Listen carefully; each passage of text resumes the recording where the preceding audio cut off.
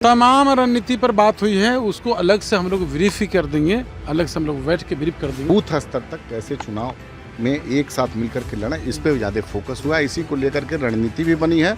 हम लोग आपस में बैठकर जो चट्टानी एकता की तरह है, हम लोग एनडीए पूरा हम लोग का एक ही लक्ष्य है, चारों सीट जो है एनडीए की झोली में जाए। एनडीए के सभी कार्यकर्ता नेता की मौजूदगी उसमें रहे, इन्हीं सब बातों पर चर्चा हो। भारतीय जनता पार्टी का सदस्य बनने के लिए 8800002024 पर मिस्ड कॉल करें। निवेदक भारतीय जनता पार्टी बिहार। नमस्कार, आप देख रहे हैं देशवा न्यूज, आपके साथ मैं हूं राजनंदिनी।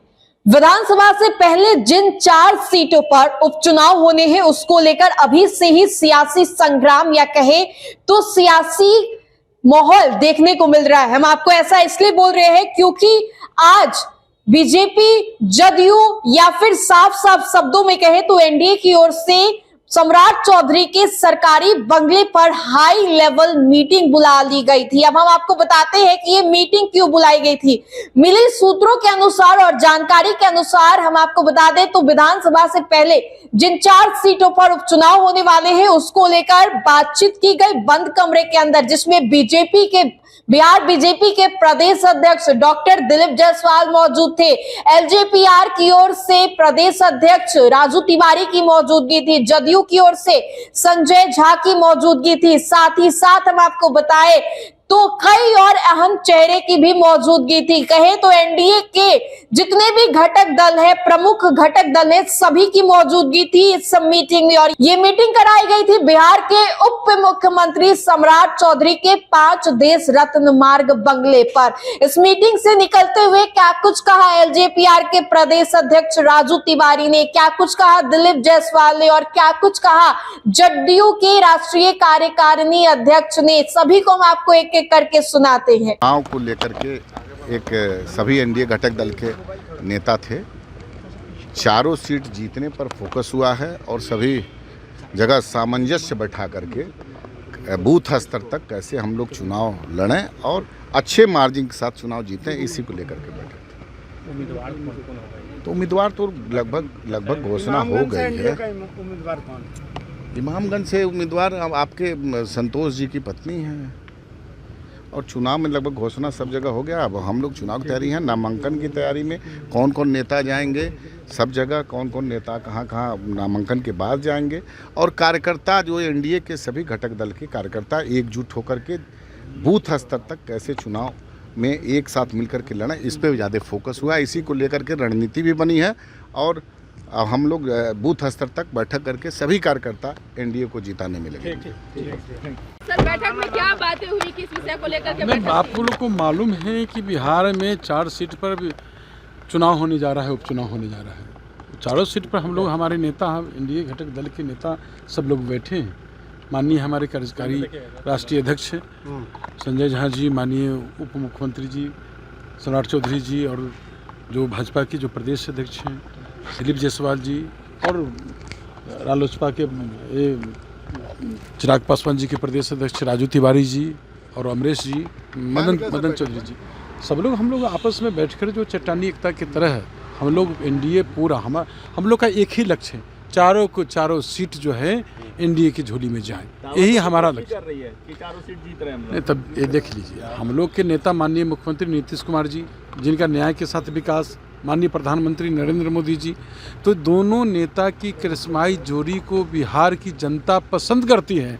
और सब लोग तो यहाँ जो है, और जो लोग दावा करते हैं, जो विपक्ष है जो दावा कर रहे हैं, उनको तो आपको मालूम है, समझे, कि उनको तो कोई काम है नहीं, कोई लेना देना है नहीं, समझे, काम से लेना देना नहीं, इसलिए कोई चिंता करने की। और क्या रणनीति बनी सर चुनाव को लेकर?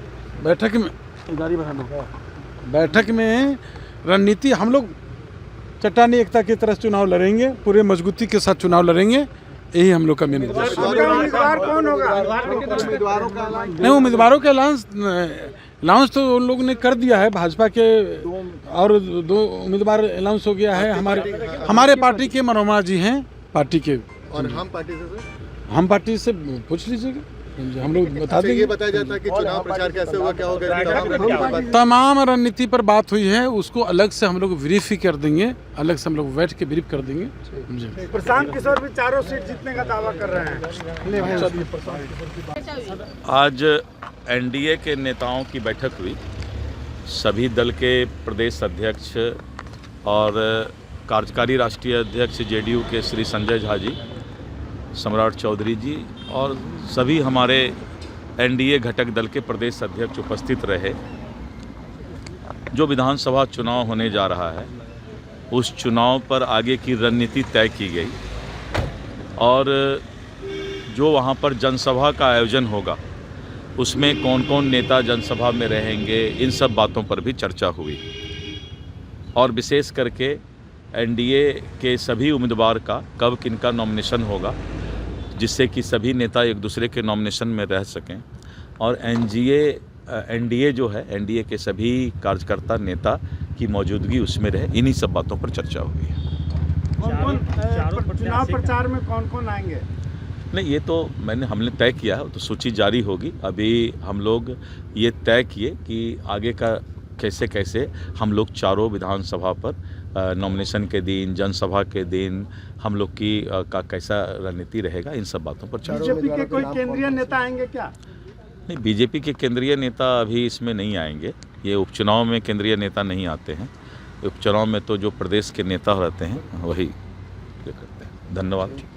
तो आपने सुना, देखिए 4 सीटों पर उपचुनाव और सियासी संग्राम ये देखने को मिलेगा और अभी से ही सभी पार्टियों ने कमर कस ली है और आज से ही कहे तो जिस तरीके से इंडिया गठबंधन ने नामों की घोषणा कर दी है और बीते दिन एनडीए की ओर से नामों की घोषणा कर दी गई थी, अब औपचारिक जो भी तैयारियां थी वो पूरी हो गई है। अब मैदान में उतरने का समय आ गया है और ऐसे में पार्टियों की क्या कुछ भूमिका रहने वाली है, किस तरीके से मैदान में अपने उम्मीदवारों को भेजेंगे, प्रत्याशियों को भेजेंगे, जनता के बीच में क्या कुछ मुद्दे पर बातें रखने वाले हैं, इन सभी मुद्दों पर अब से जो सियासी संग्राम है वो शुरू होगा। लेकिन जितने भी कागज पन्ने के काम थे यानी कि प्रत्याशियों के नाम थे वो सभी पूरे हो गए हैं।